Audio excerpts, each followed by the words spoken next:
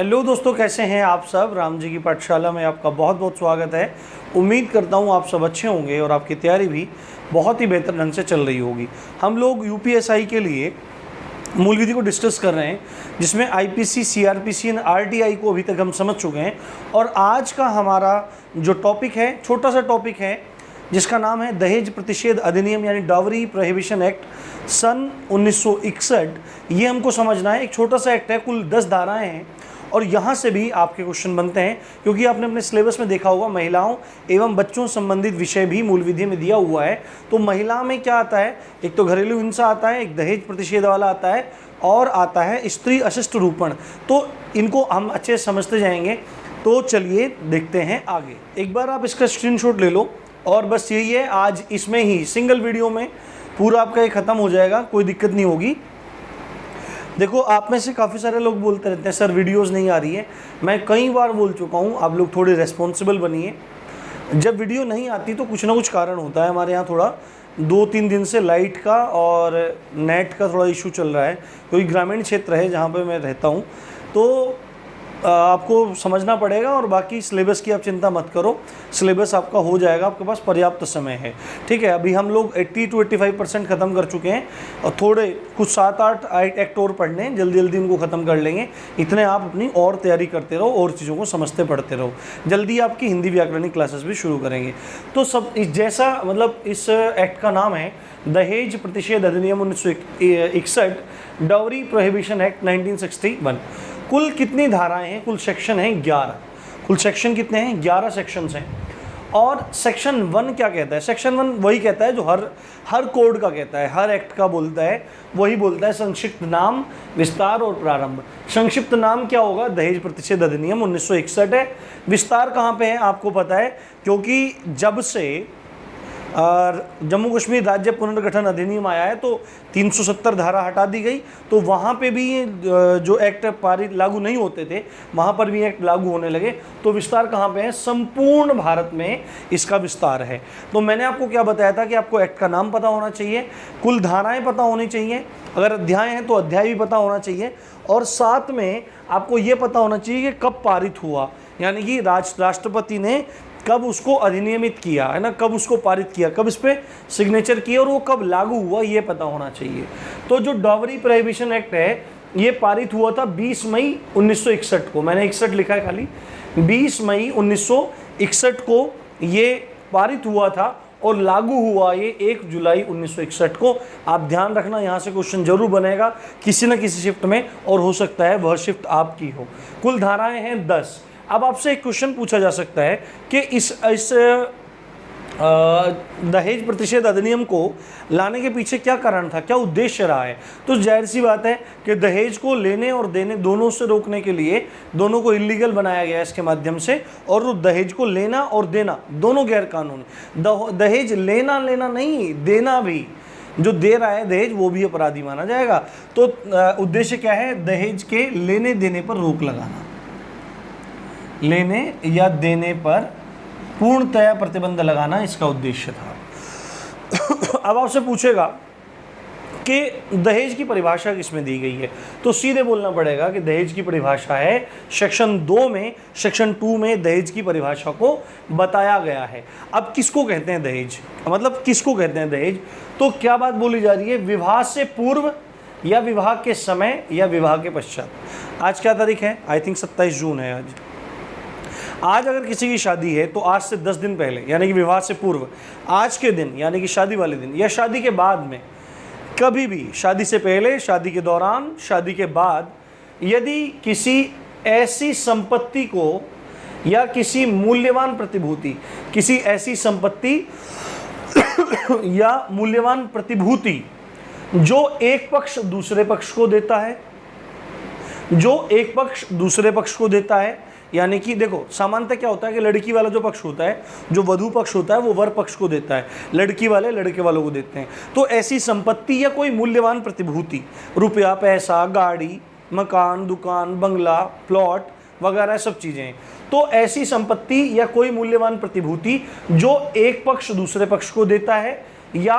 विवाह के किसी पक्षकार द्वारा या अन्य व्यक्ति द्वारा, विवाह का कोई पक्षकार यानी कि कोई सा पक्ष हो सकता है, या उन पक्ष की तरफ से कोई अन्य व्यक्ति हो सकता है। माता पिता नहीं हुए, कोई बिचौलिया हो गया, वो व्यक्ति विवाह के किसी अन्य पक्षकार को, दूसरे पक्षकार को या अन्य व्यक्ति को कोई संपत्ति देता है या मूल्यवान प्रतिभूति देता है ना, प्रत्यक्ष या अप्रत्यक्ष रूप से दी गई है, देता है या देने का करार किया गया है, तो ऐसी संपत्ति क्या कहलाएगी? ऐसी संपत्ति दहेज कहलाएगी। ये तो रही टेक्निकल लैंग्वेज। सीधी सच्ची बात है कि ऐसी संपत्ति या ऐसी मूल्यवान प्रतिभूति जिसको एक पक्ष द्वारा दूसरे पक्ष को दिया हुआ है या दिए जाने का करार किया गया है, दी गई है या दिए जाने का करार किया गया है, या किन्हीं पक्ष को, कोई पक्ष है, लड़के का पक्ष है, लड़की का पक्ष है, तो इन दोनों पक्षों की तरफ से कोई आदमी हो सकता है ना, कोई आदमी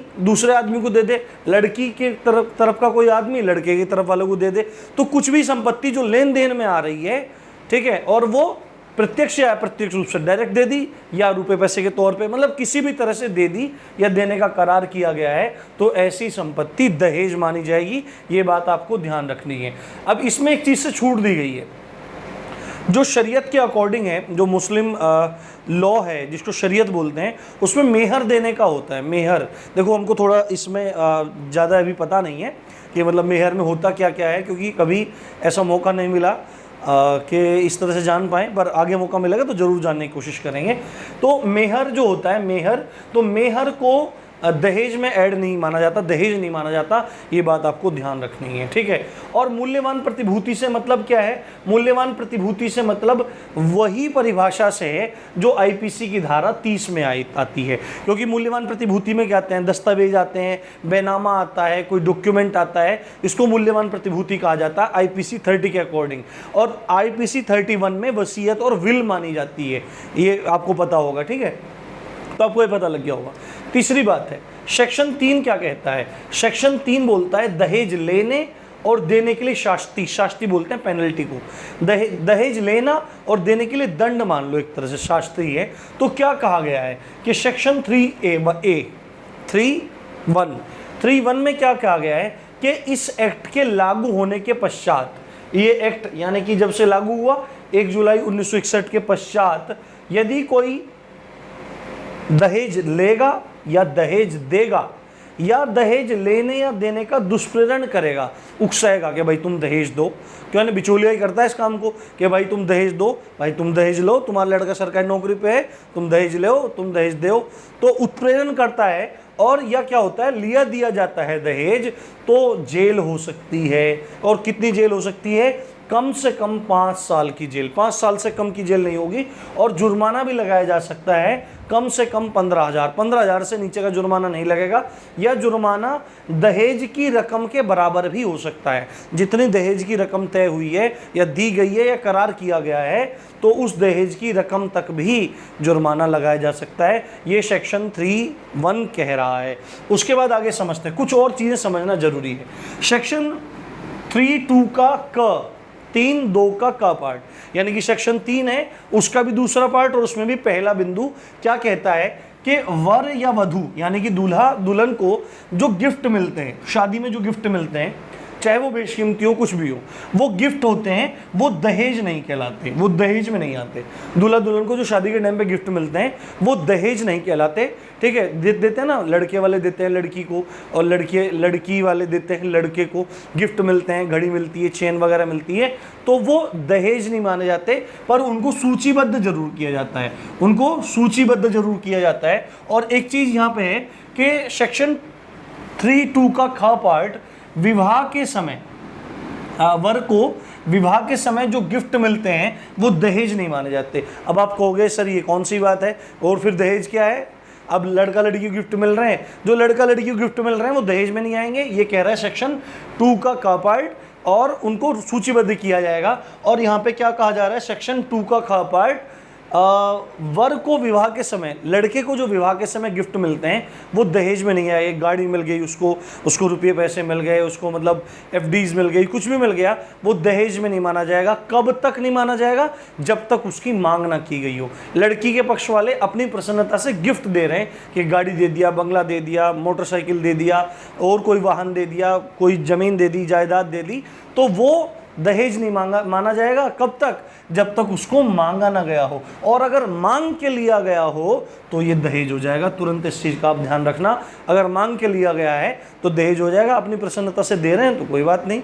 अब हालांकि इन चीज़ों को थोड़ा सा अब कम करने का समय आ गया है, क्योंकि लड़की वाले पे बहुत प्रेशर पड़ता है। आप लोगों को समझना चाहिए कि कोई भी इंडिया में लड़की पैदा क्यों नहीं करना चाहता। सब लड़के लड़के की चाह क्यों रहती है? लड़के लड़के की चाह इसलिए रहती है कि बाप को टेंशन रहती है। बाप को टेंशन रहती है कि ये बाहर जाएगी तो सही सलामत घर आएगी कि नहीं आएगी, क्योंकि बाहर भेड़ियों की तरह से घूमते रहते हैं, जानवरों की तरह से घूमते रहते हैं लोग, कि पकड़ो रेप करो। उसको डर लगेगा कि कहीं मेरी बेटी का रेप ना हो जाए। चलो उस चीज़ से बच गई, उस चीज़ से बच गई। फिर उसको टेंशन रहेगी कि इसके लिए अच्छा लड़का मिलेगा कि नहीं मिलेगा। भाई उसके लिए अच्छा लड़का ढूंढते ढूंढते पिताजी के पैरों की चप्पलें घिस जाएंगी, एड़ियाँ घिस जाएंगी। चलो अच्छा हुआ कि लड़का मिल गया, ब्याह हो गया। अब उस ब्याह के समय पिताजी को ये टेंशन रहेगी कि भाई 20 लाख में ब्याह करूं, 30 लाख में ब्याह करूं, 40 लाख में। अगर सज्जन व्यक्ति होगा तो सामने से कहेगा कि भाई साहब जैसा विवाह करना है कर दो, हमें तो बेटी से मतलब है, और बेटी ले जाएंगे। सज्जन आदमी ये कहेगा, ठीक है। तो आदमी सांत्वना फील करेगा, जो जो उसके पास है वो गिफ्ट के तौर पर देगा। ऐसा होता है। पर आदमी सोचेगा कि यार इसके लिए अच्छा लड़का देखना है तो मोटा दहेज देना पड़ेगा, मतलब 30-40 लाख रुपए खर्च करने पड़ेंगे। और एक सामान्य व्यक्ति के लिए जो सरकारी नौकरी भी कर रहा हो और ईमानदारी से कर रहा हो, तो उसके पास 30 से 40 लाख रुपए होना एक बहुत बड़ी बात है, ठीक है। ये बात है। चलो ये दहेज वाला मैटर भी निपटा दिया कैसे भी करके। उसके बाद बाप को ये टेंशन रहती है, परिवार को ये टेंशन रहती है कि लड़की सुखी रहेगी कि नहीं रहेगी। दहेज की मांग करना, मानसिक प्रताड़ना करना, मारपीट करना, बेटी के साथ में कोई दिक्कत, तो इसलिए कोई लड़की पैदा नहीं करना चाहता। अगर समाज इन चीज़ों को उखाड़ फेंके, हमारी जो बहन बेटियां हैं जो घर से बाहर निकलें, तो पुरुषों की नेत्रों में इतना सम्मान होना चाहिए कि उन्हें दिक्कत ही ना हो कुछ। इसलिए भारतीय संस्कृति हमेशा टॉप पे कही जाती है, क्योंकि यहाँ पर अपनी पत्नी को छोड़कर और अन्य स्त्रियों को माताओं के तौर पर देखने के लिए कहा जाता है कि पराई स्त्री को माँ, बहन, बेटी की नज़र से देखना चाहिए, तो माता की नज़र से देखना चाहिए। और जो कोई माता की नज़र से देखेगा तो कैसे अपराध बनेगा? नहीं बनेगा। सही बात, बिल्कुल। तो ये सब चीज़ें समझना, देखना, सोचना चाहिए। ये चीज़ ख़त्म कर दे। जो यंग जनरेशन है, जो आप लोग दरोगा बनोगे, बिल्कुल मत लेना दहेज। लड़की अपनी पसंद की लेना, कोई दिक्कत नहीं है। लंबी चौड़ी सुंदर जैसी तुमको चाहिए वैसी लड़की देख के लेना, पर दहेज मत लेना, क्योंकि तुम इतने काबिल खुद हो चुके होंगे कि तुमको 5 या 10 लाख रुपए की गाड़ी के लिए किसी का मुंह नहीं देखना पड़ेगा। 1 साल अच्छे से कमा लोगे तो 1 साल के उसमें ले खड़ा कर दो, तुम्हारे पास तो सरकारी नौकरी होगी, ठीक है। ईएमआई पे भी ले लोगे तो कोई इतनी बड़ी बात नहीं है, साल 2 साल में उसकी ईएमआई कंप्लीट हो जाएगी, ठीक है। तो तीसरी बात है, अगर दूसरे की लड़की को लेके आ रहे हो तो उससे खुश रखने की कोशिश करो, ठीक है। प्यार से बोलो तो खुश रहेगी। तो कोई भी लड़की पैदा करने से बचेगा नहीं, खुशी खुशी लड़की पैदा करेगा। और भारत में भ्रूण हत्या का जो रेट है वो भी कम हो जाएगा, और घरेलू हिंसा वगैरह इन कानूनों की आवश्यकता नहीं पड़ेगी। बट हाय बुद्धि का क्या करें सब लोगों में इतनी बुद्धि होती नहीं है। चलो ठीक है, उन्हीं के लिए कानून बनाए जाते हैं। लोग बहुत निकृष्ट सोच के लोग होते हैं कई बार, ठीक है। तो अब बात करते हैं सेक्शन 4 के बारे में। यहाँ पे सेक्शन 3 में थी दहेज लेने के लिए, लेने देने के लिए शास्त्री। दहेज 3-4 में क्या था? लेने देने के लिए शास्त्री। अगर लेन देन हो गई है तो उसके लिए शास्त्री है ना, दंड है। पर सेक्शन 4 बोल रहा है दहेज मांगने के लिए शास्त्री। यदि दहेज मांगा जा रहा है कि भाई दहेज दो, तो उसके लिए क्या दंड होगा? यदि कोई व्यक्ति दहेज मांग रहा है तो कारावास होगा, कम से कम 6 महीने और 2 साल तक का कारावास हो सकता है, और जुर्माना भी हो सकता है 10,000 रुपये तक का। 6 माह से 2 साल तक की जेल हो सकती है यदि दहेज मांगा जा रहा है। और एक बात है यहाँ पे, सेक्शन 5 क्या बोलता है कि दहेज लेने देने के लिए यदि एग्रीमेंट हुआ है कि भाई इतना दहेज दे देना, तुम इतना दे देना, इतने लाख रुपए दे देना, ये गाड़ी दे देना, बंगला दे देना, और आपस में पूरी सेटिंग बैठ गई है वर वधू पक्ष के बीच में और करार हो गया है, एक एग्रीमेंट हो गया है, तो सेक्शन 5 कहता है कि इस तरह का कोई भी एग्रीमेंट वैलिड नहीं होगा, इलीगल होगा और शून्य माना जाएगा, नल एंड वॉइड होगा, इसकी कोई वैल्यू नहीं होगी। ये सेक्शन 5 कह रहा है। फिर सेक्शन 7 बोल रहा है कि संज्ञान और विचारण, कि दहेज से प्रताड़ित मामले का संज्ञान कौन लेगा, कौन जानकारी में लेगा, और उसके बाद कौन विचारण कर पाएगा। तो विचारण, ट्रायल, मैंने आपको क्या बताया था? सबसे पहले अपराध होता है, अन्वेषण होता है, सीआरपीसी में बताया था। अपराध के बाद अन्वेषण होगा, अन्वेषण के बाद जांच होगी, जांच के बाद होगा विचारण। अन्वेषण में क्या होता है? तथ्य और परिस्थितियां जुटाए जाते हैं, सबूत जुटाए जाते हैं। उसके बाद मजिस्ट्रेट साहब ये चेक करते हैं, जांच करते हैं कि मामला बन रहा है कि नहीं बन रहा है, और उसके बाद विचारण जो होता है, ट्रायल जो होता है, वो उसमें मामला सुनवाई होती है, न्यायिक कार्रवाई होती है जज साहब के उनके सामने, मजिस्ट्रेट साहब के सामने, और उसमें ये चीज़ तय होती है कि ये सामने वाला व्यक्ति दोष सिद्ध है या दोष मुक्त है। उसकी दोष सिद्धि हो जाती है, दोष मुक्ति हो जाती है। तो इस पे विचारण करने का अधिकार किसको है? तो इस पे विचारण करने का अधिकार यदि महानगर का है, अगर मेट्रोपॉलिटन सिटी का है तो महानगर मजिस्ट्रेट इस पर विचारण कर सकता है, और अगर महानगर नहीं है, हमारे आपके जैसे जिले हैं, तो यहाँ पे JMFC करेगा, यानी जुडिशियल मजिस्ट्रेट फर्स्ट क्लास, प्रथम श्रेणी न्यायिक मजिस्ट्रेट ही इस मामले पर विचारण कर सकते हैं। ये बात आपको ध्यान रखनी जरूरी है, ये इंपॉर्टेंट है। उसके बाद संज्ञान कौन लेगा? संज्ञान न्यायालय ही लेगा, पर कब लेगा? जब पुलिस रिपोर्ट पेश करे। पुलिस रिपोर्ट हमने पढ़ी थी CRPC में, पुलिस जब एक रिपोर्ट बना के भेजती है मजिस्ट्रेट साहब के सामने, न्यायालय के पास में, तो इस पे संज्ञान लिया जा सकता है, या न्यायालय अपनी जानकारी पर ले सकता है। न्यायालय को लग रहा है, मजिस्ट्रेट साहब को लग रहा है कि ऐसा कुछ मामला उनके सामने हो रहा है, तो वो संज्ञान ले सकते हैं। या व्यथित व्यक्ति, जो लड़की सताई जा रही है, जो स्त्री सताई जा रही है, उसके परिवाद पर, उसके कंप्लेंट पर, देखो परिवाद मैंने बताया था, परिवाद कंप्लेंट मैंने बताया था, कंप्लेंट कहाँ होती है?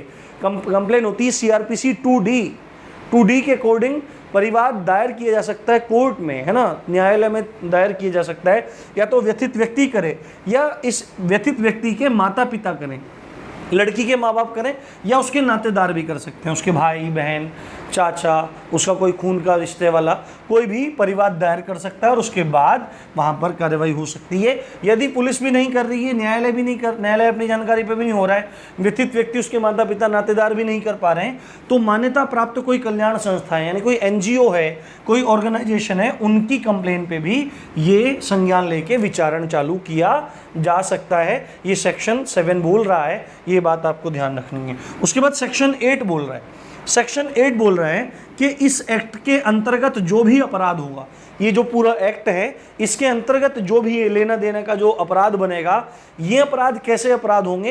अजमानतीय अपराध होंगे, नॉन बेलेबल ऑफेंसेस होंगे, इनमें जमानत नहीं मिलेगी, और अशमनीय अपराध होंगे। कैसे? अशमनीय अपराध कैसे होते हैं? यानी समझौता नहीं होता। शमनीय अपराध कैसे होते हैं? समझौते से बात बन जाती है। और अशमनीय कैसे होते हैं? समझौता नहीं होता है। तो अशमनीय अपराध होंगे और अजमानतीय अपराध होंगे, ये बात कही जा रही है सेक्शन 8 में। उसके बाद सेक्शन 8B यानी कि 8ख क्या बोल रहा है? राज्य सरकार दहेज प्रतिषेध अधिकारियों की नियुक्ति करेगी। राज्य सरकार जितने भी चाहे, जितना राज्य सरकार को आवश्यक लगे, उतने दहेज प्रतिषेध अधिकारियों की नियुक्ति करेगी, और जिनकी शक्ति पुलिस अधिकारी के बराबर भी हो सकती है, पर ये डिपेंड करता है राज्य सरकार पर। तो दहेज प्रतिषेध अधिकारियों की नियुक्ति कौन करेगी? राज्य सरकार करेगी, और उनकी शक्ति पुलिस अधिकारी शक्ति के बराबर हो सकती है।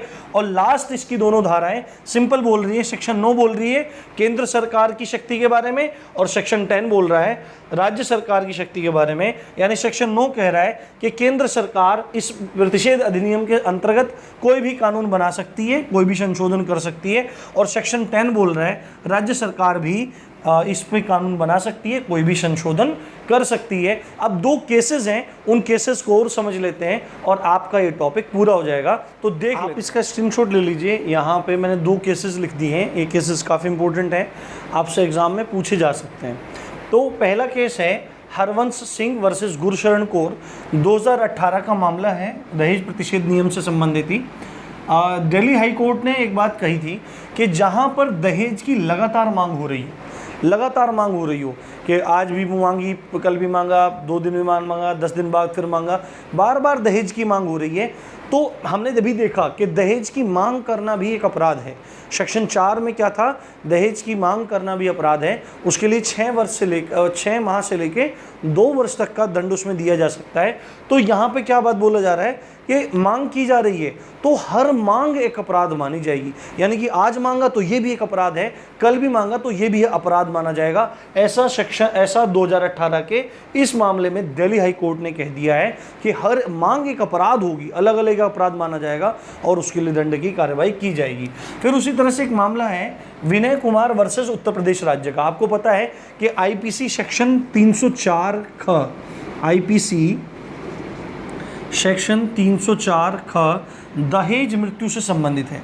ठीक है, तो यहाँ पे उस संबंध में एक मामला है। यहाँ पे देखिए कि विनय कुमार वर्सेस उत्तर प्रदेश राज्य में के मामले में सुप्रीम कोर्ट ने क्या कहा कि यदि पत्नी असामान्य परिस्थितियों में विवाह के 7 साल, कितने 7 ईयर्स, विवाह के 7 साल के भीतर मर गई हो। देखो 7 साल के भीतर अगर असामान्य परिस्थितियों में मरी होती है स्त्री और वहां पे दहेज का मामला होता है तब ही दहेज मृत्यु मानी जाती है। 7 साल के भीतर भीतर असामान्य परिस्थितियों में, सामान्य नहीं कि बीमार हो गई मर गई तो दहेज का मामला थोड़ी हो गया, कि यानी कि उस पर प्रताड़ना की गई हो, उसको मारा गया हो, पीटा गया हो, खाना ना दिया गया हो, बंद किया गया हो, मानसिक प्रताड़ना उसको दी गई हो, दहेज मांगा गया हो, तो ये सब असामान्य परिस्थितियां होती हैं। यानी कि वो उसकी सुसाइडल टेंडेंसी बन गई हो, उसने खुद के आग लगा दी, फांसी पे लटक गई, कहीं रेल के नीचे कट के मर गई, कूद के मर गई नदी में, या उसका मर्डर कर दिया गया, तो ये दहेज मृत्यु में सब आते हैं। ठीक है, यहाँ पे वो मर्डर भी माना जाएगा और फिर दहेज मृत्यु भी उसमें हो जाएगी। तो असामान्य परिस्थितियों में यदि विवाह के 7 साल के भीतर मर गई और मरने से पहले यदि वो बयान दे के गई है उन परिवार वालों के खिलाफ कि उन्होंने मेरे साथ में क्रूरता करी है और मुझे तंग किया है, मरने से पहले 7 साल के भीतर मर गई और मरने से पहले क्या करके चली गई, क्रूरता और तंग करने का बयान दे दिया, तो यहाँ पर जिनको भी अभियुक्त माना गया है, जो भी एक्यूज्ड हैं, जो भी आरोपी हैं, वो आरोपी अपराधी सिद्ध हो जाएंगे। सिद्ध, विचारण करने की आवश्यकता नहीं है, सीधे बोल दिया गया कि अभियुक्त दोष सिद्ध माने जाएंगे, मुलजिम मुजरिम मान लिया जाएगा केवल इस बयान के आधार पर। तो ये दोनों कोर्ट केस आपको याद रखने हैं। उम्मीद करता हूँ पूरा लेक्चर पसंद आया होगा और आज एक लेक्चर में छोटा सा अधिनियम था खत्म कर दिया, अब हम आगे भी देखेंगे। आप चिंता मत करिए, पढ़ते रहिए। इसी अच्छी बात के साथ आप देख रहे थे राम जी की पाठशाला। मैं हूँ राम भारद्वाज। जय हिंद, जय भारत।